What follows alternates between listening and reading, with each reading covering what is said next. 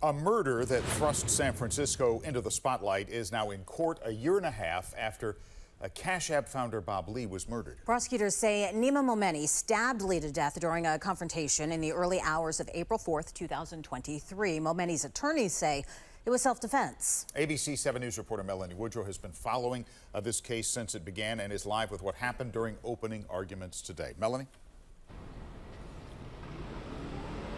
Amma and Dan, probably the most poignant moment in court today was when prosecutors played Bob Lee's 911 call for help. In it, he was crying out for help 47 times, according to prosecutors.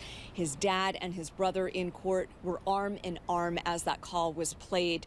Today, in its opening statement, the government called defendant Nima Momeni a coward and painted a picture of an overly protective brother who drove Bob Lee to a dark, secluded area under the Bay Bridge after 2 a.m. and violently stabbed him. This after interrogating him earlier in the night about what, if anything, happened to his sister while she was allegedly partying and doing drugs at another person's apartment where Lee had also been earlier that night.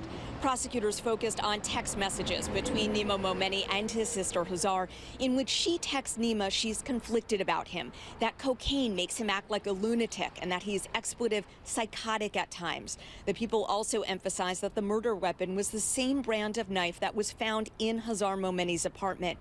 Prosecutors also told jurors DNA evidence will show that Bob's DNA was on the blade of the knife and Nima's DNA on the handle.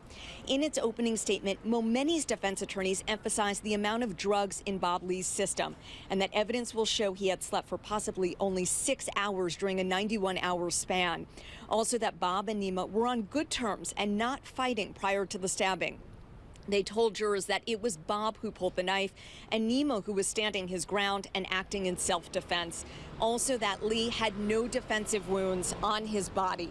The first witness this afternoon was a San Francisco police officer who described responding to that 911 call. There is another San Francisco police sergeant that's on the stand right now. Things are expected to wrap in just a few minutes here this afternoon. Reporting live in San Francisco for the IT, Melanie Woodrow, ABC 7 News. Melanie, thank you.